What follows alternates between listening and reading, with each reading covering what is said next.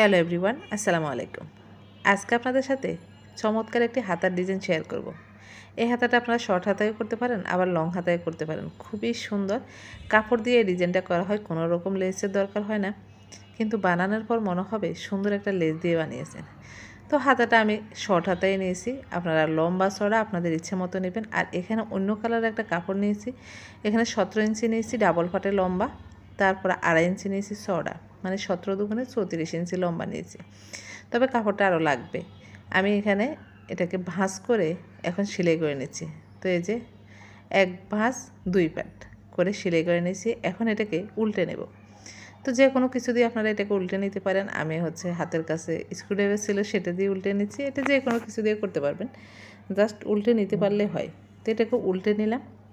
এই যে উল্টে নিয়ে এখন এটাকে আয়রন দিয়ে একেবারে সমান করে নিতে হবে, যাতে করে সুন্দর করে বসে যায়, একটা পাটের সাথে একটা পাট লেগে। তো এটাকে ভাঁজ করে নিলে আয়রন করে নিলাম। আয়রন করে এখন এটাকে 3 ইঞ্চি লম্বা করে কেটে নেব। এই যে 3 ইঞ্চি লম্বা করে এটাকে কেটে নিচ্ছি, সবগুলো সমানভাবে কেটে নিচ্ছি। আবারও মেপে দেখাচ্ছি, 3 ইঞ্চি বা 3.25 ইঞ্চি নিলে হবে, তবে 2.5 ইঞ্চি থেকে একটু বাড়িয়ে নিলে ভালো হয়। এখন এটাকে বসিয়ে মেপে দেখব যে পুরো হাতার মধ্যে আমি যে কয়টা কেটেছি এই কয়টা হয় কিনা।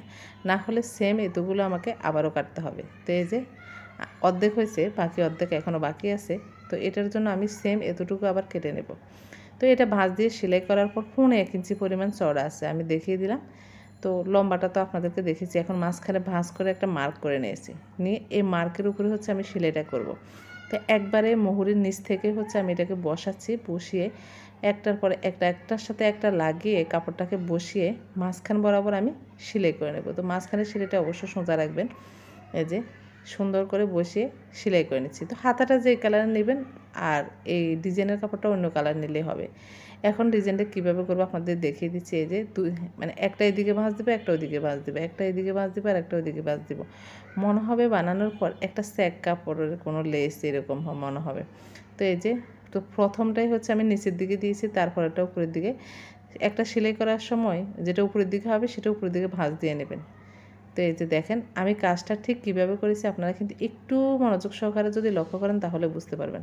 তো নিচের সেলাইটা তো দিয়ে আমি জয়েন করে নিচ্ছি। এখন উপরের সেলাইটা দিয়ে এটাকে উপরের অংশটা জয়েন করে নিচ্ছি। এখন উপরের অংশে বাড়তি যে কাপড়টা আছে সেটা সেলাইয়ের পর কেটে নিচ্ছি। এই যে দেখেন কেটে নেওয়ার পর এখানে 2 ইঞ্চি চড়া আমি আরেকটা কাপড় নিয়েছি, লম্বা মোহরি চড়া যতখানি ততখানি। তো ওই কাপড়টা নিচে দিয়ে আমি এই যে সেলাইটা আছে সেলাইটার উপর আরেকটা সেলাই বসিয়ে দিলাম। বসিয়ে দিয়ে নিচের কাপড়টাকে এখন দেখেন এভাবে উল্টিয়ে ভাঁজ দিয়ে একটা, তারপরে লেসের মতো করে পাইপিনের মতো করে, মানে চড়া একটা পাইপিনের মতো করে সেলাই দিয়ে জাস্ট ওই যে ডিজাইনের বাড়তি কাপড়টা ঢেকে দিলাম। এখন উপরে কাপড়টা কীভাবে রাখবো, উপরে কাপড়টা হাতাটা লম্বার থেকে একটু এভাবে ভাঁজ দিয়ে জাস্ট উপরে সেলাইটাকে আমি ঢেকে একটা সাপ সেলাই দিয়ে নিচ্ছি।